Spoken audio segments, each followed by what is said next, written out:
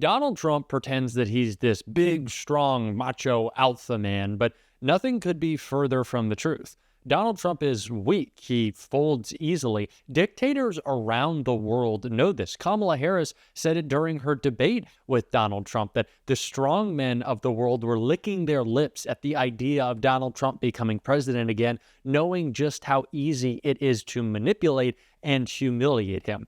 And that is exactly, unfortunately, what Vladimir Putin is doing right now. In the latest example, might be the most humiliating for Donald Trump yet, because he came out about his mental state. We're going to get into it all and the freak out that Donald Trump is having over getting humiliated. But before we do, if I could quickly ask you to leave a like on this video, and if you haven't already and you enjoy our channel, to hit that subscribe button. It goes a long way, and it really does mean a lot to me. Now, before we get into what is happening with Donald Trump's cognitive ability, which clearly the rest of the world sees, I want some unfortunate context on what is happening in Ukraine from our friends at MSNBC. We begin with President Donald Trump expressing growing frustration with Russian President Vladimir Putin amid the Kremlin's latest assault on Ukraine. In a social media post last night, he said Putin has, quote, gone absolutely crazy. In the same post, though, he goes on to criticize Ukrainian President Volodymyr Zelensky while blaming him, Zelensky, Putin, and President Joe Biden for the war. Earlier in the day, on the tarmac in New Jersey, outside his golf club there in Bedminster, President Trump spoke about the situation to reporters. I'm not happy with what Putin's doing. He's killing a lot of people, and I don't know what the hell happened to Putin. I've known him a long time, always gotten along with him, but he's sending rockets into cities and killing people, and I don't like it at all, okay?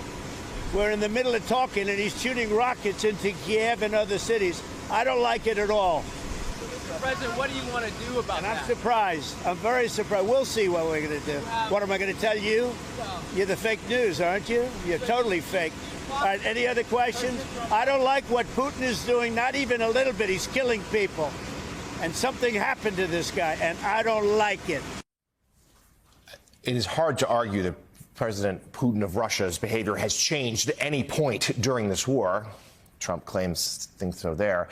But the president's comments come just hours after at least 12 people were killed throughout Ukraine as Russia launched over 350 drones and missiles into the country overnight into Sunday. Dozens more were injured then in one of the largest assaults of the war so far. It was followed up with more attacks this morning after Trump's words, marking the third consecutive day of large-scale strikes targeting civilians. Now, as Russia launched missiles and drones throughout Ukraine, both sides did complete their largest prisoner swap of the war. It was done in 3 phases from Friday to Sunday and included hundreds of soldiers from both sides. The terms, which were agreed upon in those meetings in Turkey earlier this month, included 303 soldiers exchanged yesterday, 307 combatants and civilians on Saturday, and then 390 back on Friday.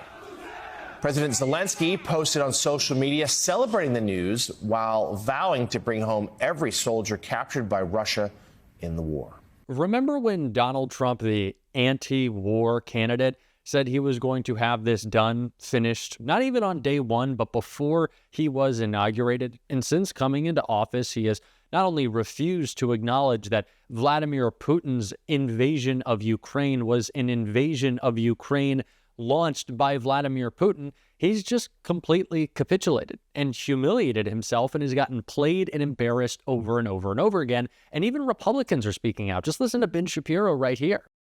The leader of Ukraine has been basically doing whatever the White House wants him to do. They say 30-day ceasefire. He says, no problem, 30-day ceasefire. They say rare earth minerals deal. He's like, no problem, rare earth minerals deal. They say, why don't you go to Turkey and have direct conversations with Putin without a 30-day ceasefire? He's like, fine, I'm in there. I'm at Ankara. Meanwhile, Vladimir Putin is sitting there doing none of these things. Everyone knows how weak and ineffective Donald Trump is, especially the Kremlin. And it is the reason that they are firing back at Donald Trump's meltdown, his Vladimir, no, Vladimir, please, I thought we were friends, humiliating him and calling out his cognitive state. Just take a look at what they just went public with. Putin accuses Trump of emotional overload after his wild rant. A Kremlin spokesperson has responded to Donald Trump's rage post against Russian President Vladimir Putin by calling Trump's comments the result of emotional overload Hours after a massive Russian attack killed 12 people and injured nearly 80 others in Ukraine, Trump unloaded on Putin to reporters in New Jersey and then again shortly after in a Truth Social tirade. Trump wrote, "I've always had a very good relationship with Vladimir Putin of Russia, but something has happened to him. He has gone absolutely crazy," he wrote on Truth Social. "Missiles and drones are being shot into cities in Ukraine for no reason whatsoever. I've always said that he wants all of Ukraine, not just a piece of it, and maybe that's proving to be right. But if he does, it will lead to the downfall of Russia." Asked about Trump's comments, Kremlin spokesperson told Reuters that Russia was grateful to Trump and the U.S. for facilitating negotiations with Ukraine. This is a very crucial moment, which is associated, of course, with the emotional overload of everyone, absolutely, and with emotional reactions, he added. For months, Russia has been going around in circles on the topic of negotiating an end to its invasion of Ukraine. In March, the Trump administration called on Russia and Ukraine to accept a 30-day ceasefire, only for Kyiv to agree and Moscow to refuse. Earlier this month, Trump gave Europe his blessing to impose a crushing new round of sanctions on Russia, leading Putin to promise he was ready for serious, direct peace talks with Ukraine. Putin had suggested he would personally attend the talks, which took place in Istanbul, but despite Trump promising to go if Putin showed up, the Russian president instead sent a low-level delegation that brought nothing to the table. A few days later, on May 19th, Trump and Putin had a 2-hour call that ended with Russia agreeing to start negotiations towards a ceasefire. As Trump put it, in other words, agreeing to basically do nothing. Since then, Russia has suggested it wouldn't sign any agreement with Ukrainian President Volodymyr Zelensky, the BBC reported, having seemingly won over Trump, who said he was handing over the negotiations to Pope Leo. The Kremlin has now escalated its attacks, catching the president by surprise. So essentially, the Kremlin is saying that Donald Trump's brain is too broken, he is too emotional, he's too upset to be able to negotiate and do anything. That is the world's perception of Donald Trump, that he is unable to fulfill one of his many campaign promises that will never come true because his brain doesn't work, and he's freaking out too much. That's our president. There is no show of strength on the world stage. There is no steady leadership like we had under Joe Biden. There is the embarrassment. That is Donald Trump, and that is it. This is how the world sees him. This is how, of course, Putin sees him. It's the reason why Donald Trump has been played so much. It is humiliating that this is the state of our country, that our president is getting played by strongmen, while at the same time, Republicans who claim to care about these foreign policy issues just a few short years ago completely capitulate to Trump. And almost a more embarrassing show of a lack of strength, they're willing to sit quietly and let Donald Trump instruct them on what to do, and what they're doing is letting Vladimir Putin do whatever he wants. It is embarrassing. This administration is strictly operating to serve the interest of Donald Trump and his close friends, the richest people not in the country, but in the world. And of course, one of those that comes to mind is Elon Musk, who needs to get out of government. He is pretending that he's gone, but that's not actually true. And Greg Kazar was calling that all out right here. I mean, Elon Musk isn't gone. Look, billionaires have purchased presidencies and run the federal government behind closed doors before. Elon Musk's real innovation was going out there in public and bragging about running the government on social media. So when the American people were rightly outraged and pushed back, now he's trying to say that he's going to step back, but he doesn't want to actually step back any of his powers. And as you just laid out, he's just as involved as ever. Meeting in the Oval Office with foreign presidents, going to the Middle East with Trump to strike up business deals, and even pushing for AI policy to benefit himself. The Republican budget bill that just passed includes a $25 billion contract that Musk is the front runner on, so the corruption goes on. So what I think your viewers at home need to know is we need to take 3 steps. 1, make sure that Elon Musk doesn't get to just pretend that he's stepping back. We need to hold him accountable. 2, everyone needs to know that it's illegal for Elon Musk to stay a federal employee past May 30th. That's what federal law says.